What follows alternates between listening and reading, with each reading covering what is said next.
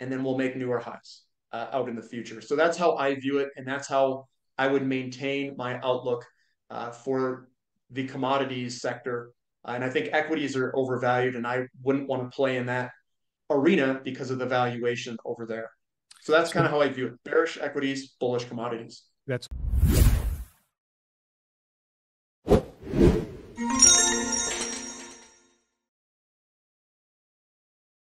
Welcome back to Metals and Miners. I'm its founder and its host, Gary Bohm.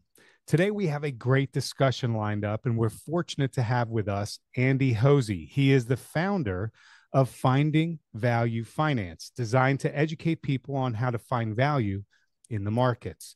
Andy uses a three-pillar approach to investing, which includes ratios, market conditions, and technical investing. He focuses on precious metals, energy, and commodities primarily. Andy, thank you so much for joining us today. Thank you for having me on. Really appreciate it. So what do you see as the current market conditions being present that are driving market participant behavior? And has the market conditions maybe shifted a little bit in the last few months? Yeah, so I think there's a couple of major things that are going on here. The big secular change is where we are in a new inflationary long-term environment where interest rates have bottomed from a 40-year pullback. I can actually pull that up and show you guys what that looks like, so you see what I see. So this is what I think we are going through on a secular outlook. A secular outlook means that it's the next 10, 20, 30, maybe 40 years where we get these declining interest rate environments, increasing interest rate environment. It was declining since 1981, where we peaked in interest rates on the 10-year yield here. And then the yields fell and bottomed in 2020. We've broken out of that downtrend into another more inflationary, increasing interest rate environment going forward. That doesn't mean that we go straight to the upside. So what a lot of people, I think, get wrong in retail investors is that they think that it just goes straight up. So what it does is we're gonna go in waves. It'll impulse move higher and then pull on back, and then we'll get other impulses to higher highs where we create higher highs, higher lows in yields, and that will have a impact on how money flows in the markets. So I think this is going to be a commodity market versus more of an equity market. So the past 40 years, looking backwards, we had those declining interest rates. Those declining interest rates pushed money into equities and not so much into commodities. And that's where the ratios show us all that. So the 60-40 portfolio that worked the past 40 years may look a little bit different going forward in terms of projecting returns and stuff like that.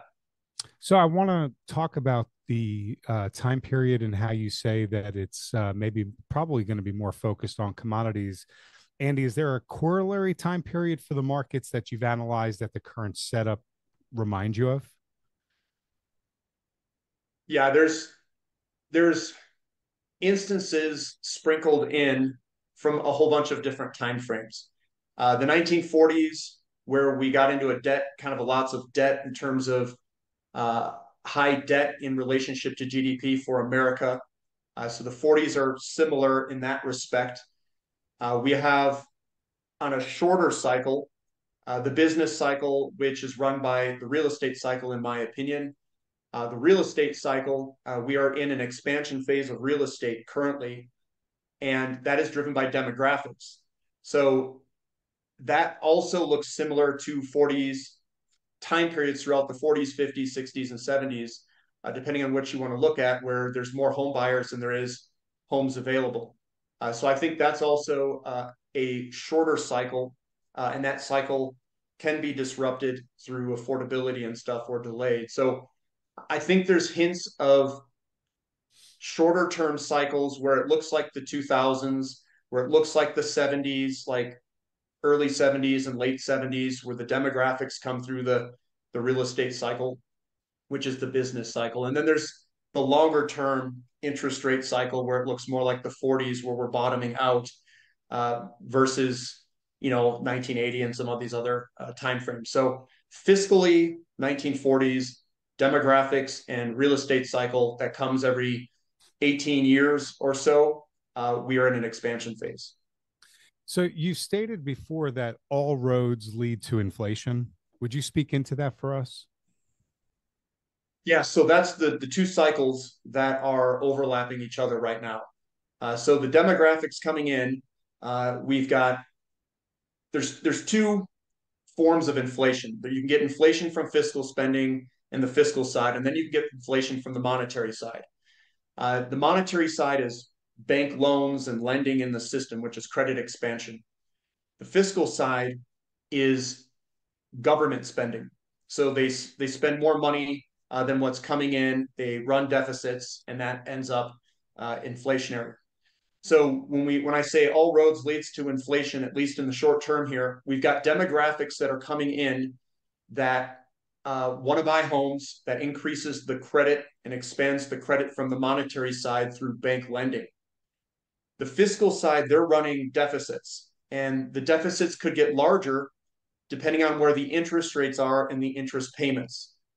So fiscal side, we're running deficits. Interest payments could even push it further. And then on the monetary side, if interest rates are low enough, it'll increase and spur bank lending through the real estate market, which is credit creation.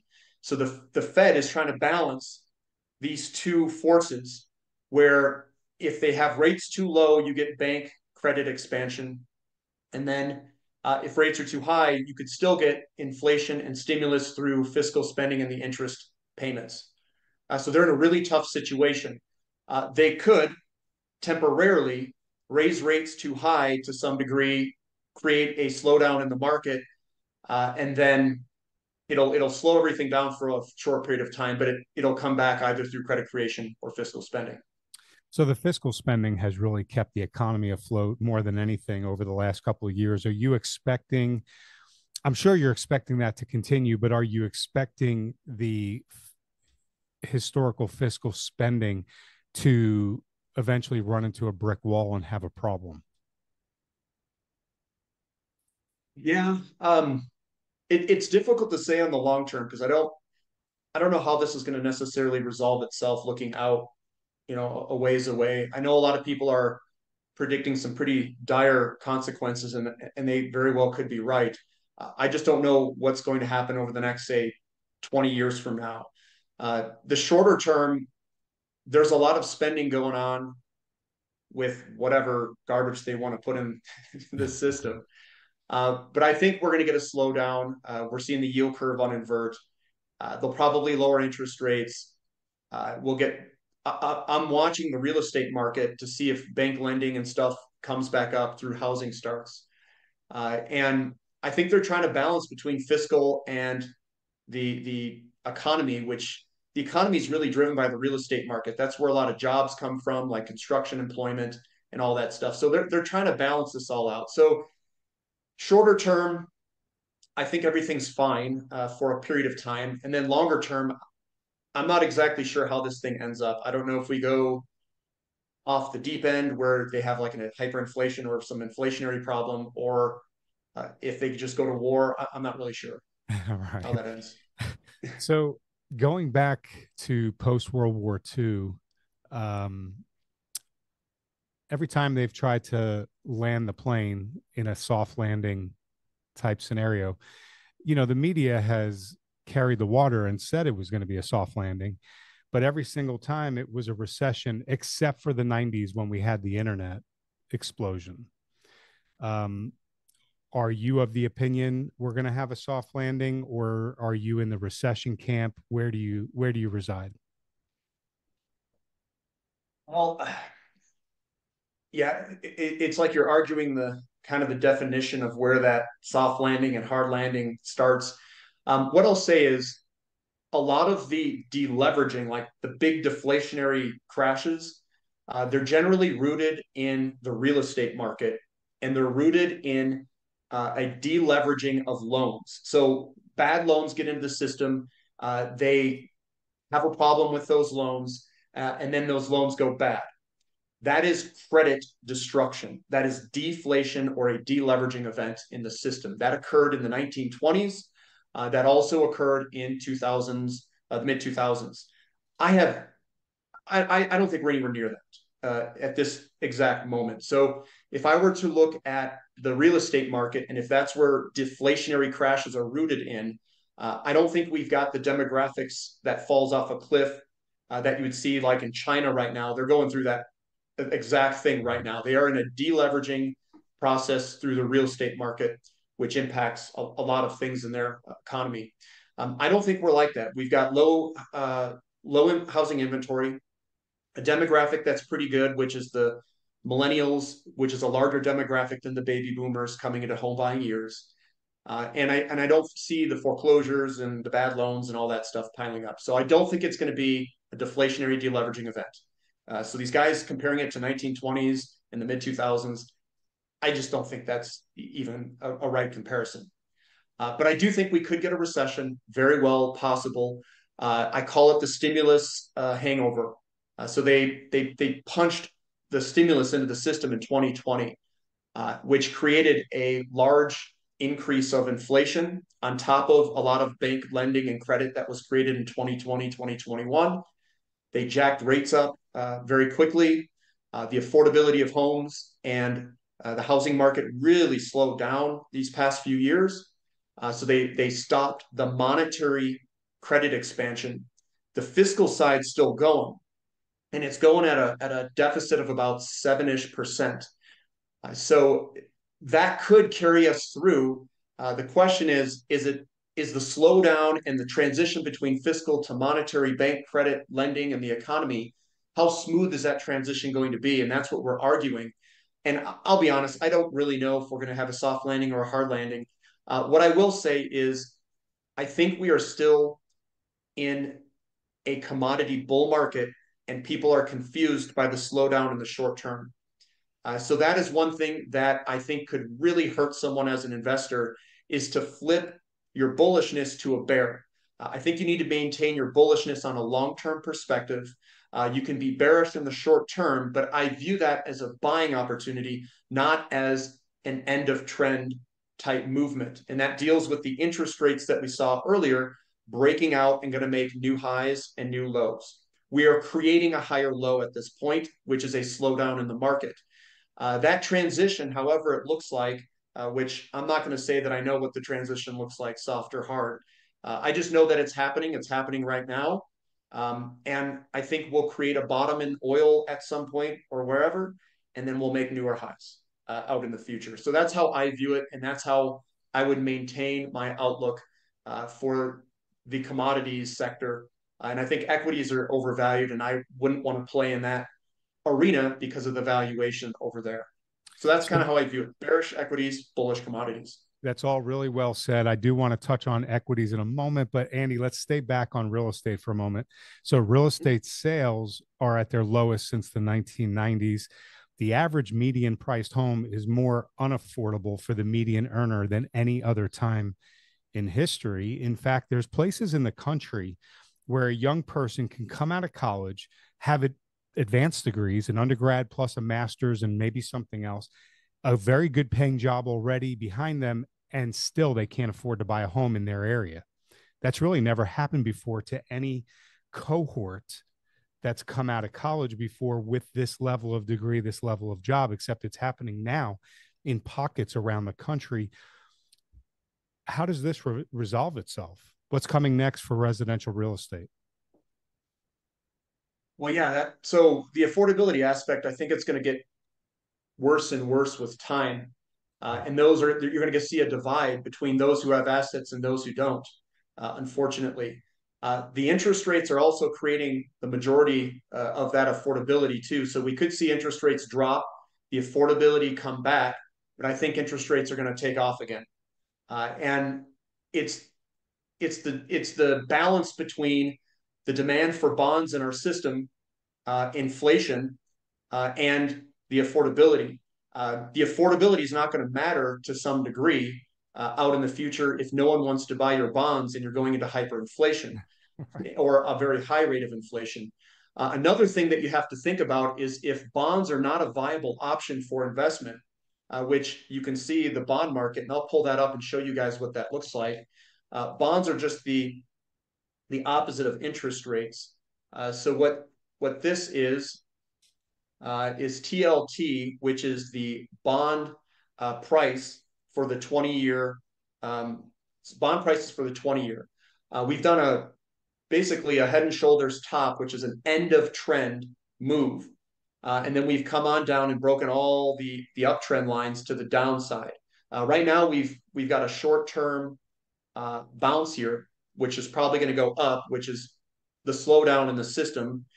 But this is going to be it's financially driven. It's not driven by the economy. It's not driven by necessarily affordability and people going out there to try to buy homes and drive that. It's driven more by people who have assets running out of things that they can purchase.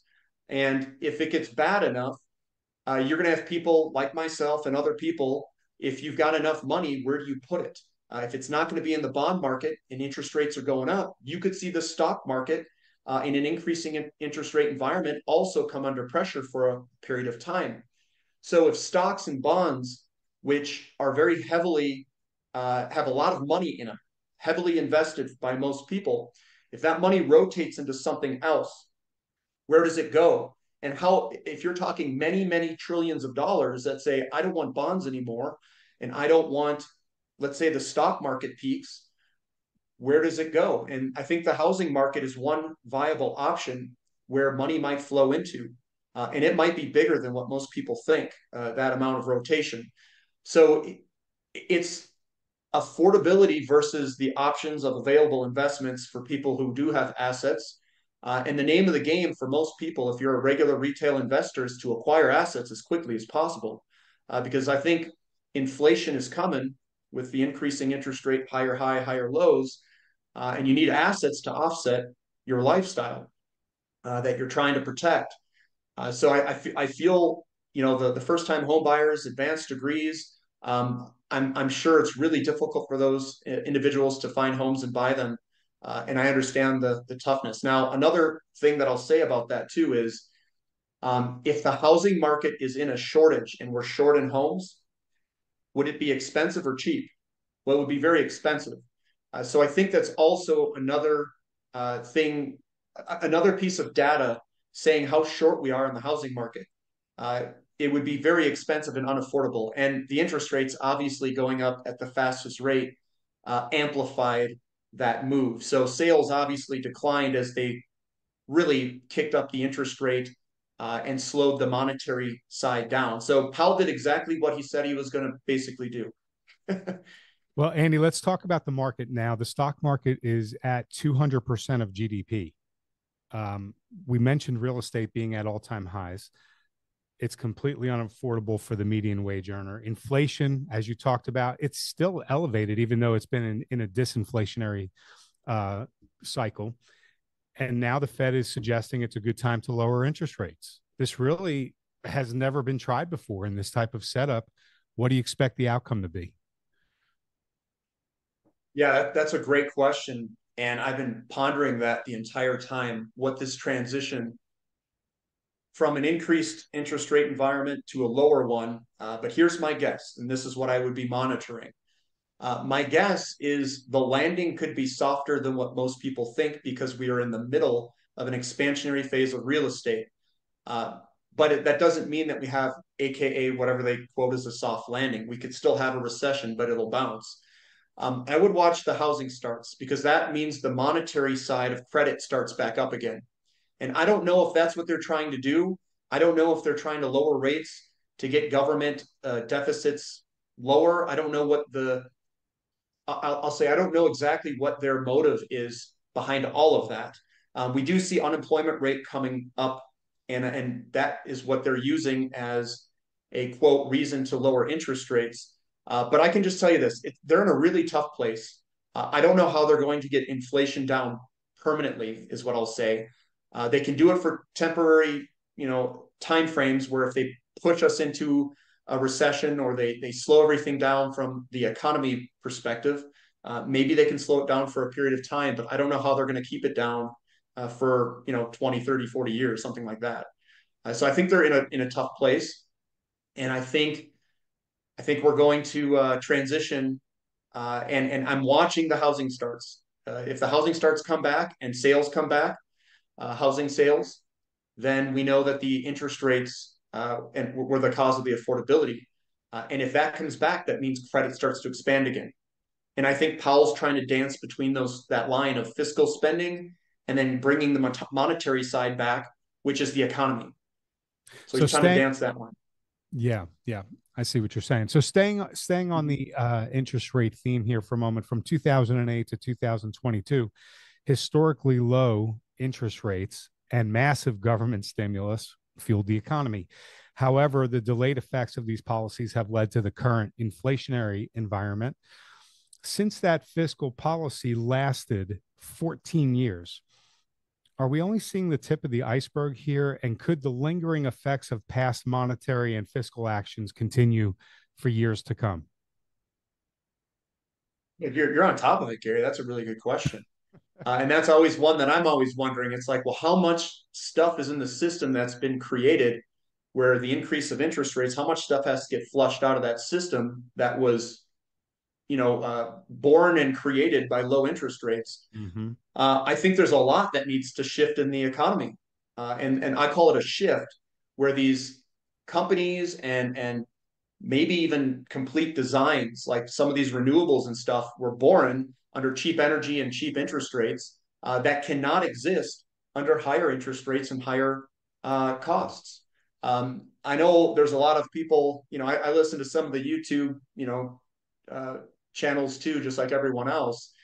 They talk about Moore's law and the decline of renewables and the pricing, but that's all because from the inputs of those, not from the manufacturing of the actual things. And I'm a manufacturing by background. So I look at it and I'm like, that's the inputs. When the inputs go up, they're screwed. I mean, the price is going to go way up.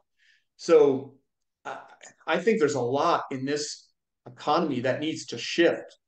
We've got an entire economy that was built around cheap money and was built and jobs and companies built during that time frame that are going to have to, in my opinion, shift to more of the hard asset side in terms of mining, developing transmission lines, and all of that stuff. So I think it's going to take a long time. And I think the paradigm that people are going to have to shift their mind, it's going to take some time. It's not going to be a year or two or three or four. It could be a decade plus where this takes a big kind of shift in what people think are coming and how money is going to rotate in the market. So yeah, that's a great question. And I don't have an exact answer, but it's going to take some time. Yeah, it was a good answer. And I think, and not that I want you to focus on this, but I do think AI is going to complicate this shift because as people need to retrain, reimagine what their careers might look like, AI is going to be stepping in while they're trying to think, and it may be difficult for them to step back in so easily. But Andy, you're talking about the business cycle repeatedly. What stage of the business cycle do you see the U.S. economy currently in, and what do you expect to happen next?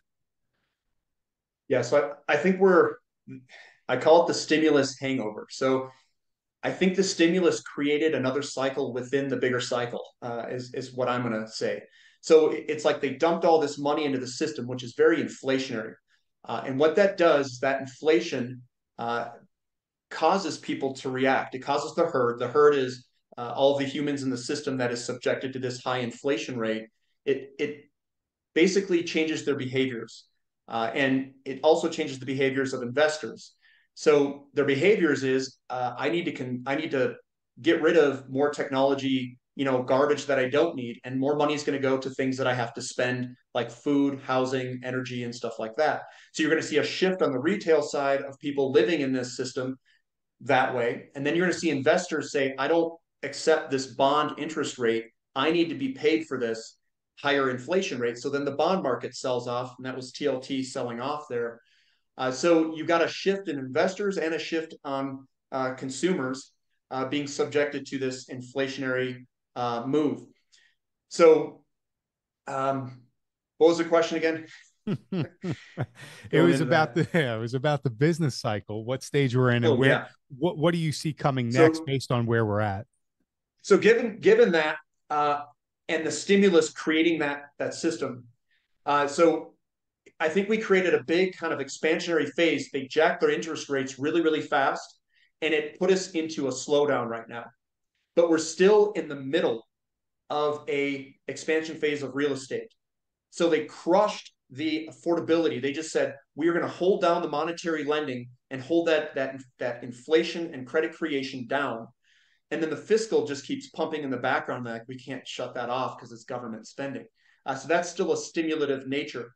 So I think what Powell's trying to do and what he has done is he put his hand and said we can stop on the monetary side and just stop it, which he did. He stopped. The home sales are down. You said that information there. Everything slowed down on that side, which is the economy, and then the unemployment rate's going to start to come on up. But you still have this fiscal stimulus crap coming in the background that government, he's like, guys, slow it down.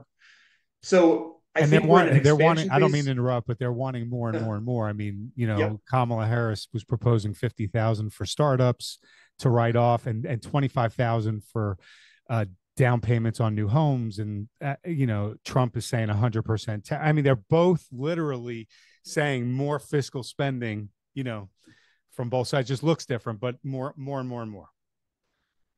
Yep. So that's the fiscal side. And we're still kind of like hanging on the monetary side.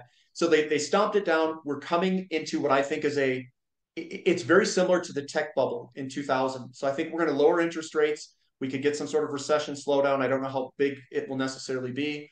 And then we'll see if the housing market comes back. If they blow up the housing market, you're probably going to see interest rates go up again later on. And that's kind of where my thought is. Another thing that has perfect alignment of that is we had in 2000 an increase of interest rates that popped or pricked the technology bubble, which is very similar to today. We also had the dollar, the DXY, kind of peak around that time, just shortly thereafter in that general area.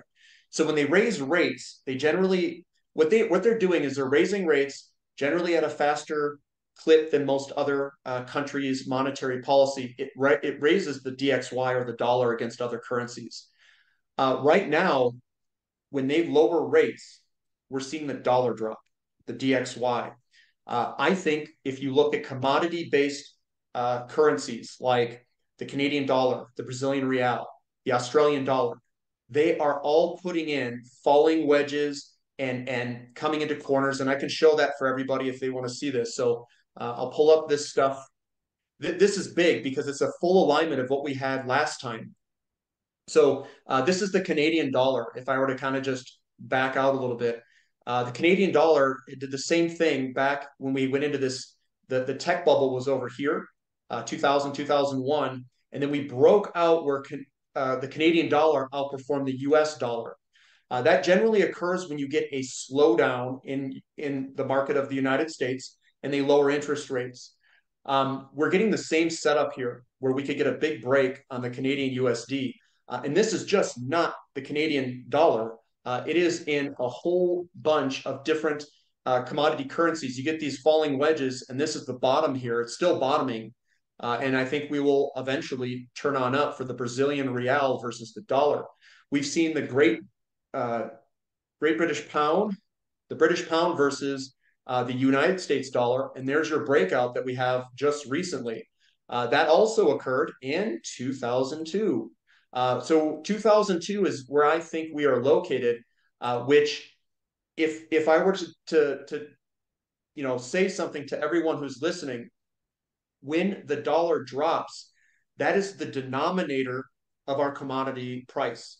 So commodities are priced, they're generally priced in dollars. So you've got the numerator, which is uranium, oil, whatever it is. And then you've got the denominator of what it's priced in, which is the dollar. What I am seeing is evidence across the board of some point here in the near future, whenever it is, that commodities could absolutely rip across the board. Now, what does that mean? It means the dollar is falling. It has nothing to do necessarily with the sectors themselves. It's the denominator that's getting hit. That's why gold is going to go up. Gold is in an absolute it's in a great setup because you've got the full alignment. You've got a slowdown in the economy, which that's your safe haven asset. You've got the dollar that looks like it's ready to drop, which is gold priced in dollars because everybody looks at it. American-based investors look at it priced in dollars. And this setup where you've got like gold and silver mining companies also that are just cheap against gold. So the setup here, it's all there, and it's right for the taking. So, okay, so don't want to put words in your mouth, but you're saying that you feel like we're in that right before the popping of the tech bubble. So, which also launched commodities. Gold was sitting at about $250. It ended up at 1950, I think, around 2011. Other commodities ripped. I believe Jim Rogers became famous during that time for his mutual fund that he created on commodities. We did have a modest recession, but the NASDAQ dropped like 83% and the S&P dropped like 50%. Are these things that you're expecting to happen again? Not identical, but history has a tendency to rhyme. I want to point everyone over to our Substack. It's free. Go to metalsandminers.substack.com. We post free content on the consumer, economy, markets, artificial intelligence, individual metals and miners, and all the expert interviews that we conduct, just like this one. They're all up there. And when you subscribe, we want to give you a free gift. It's a report that we wrote. It's based on the important Ray Dalio foundational premise titled, "If you don't own gold, you know neither history nor economics." This free gift is a must read for everyone on why we all should own gold. So head over to metalsandminers.substack.com. Put in your email address to subscribe and receive the free gift on us. Also, I'm positive that you've enjoyed this conversation with Andy as much as I have. Please let him know. Hit that like and subscribe button and leave a comment below the video.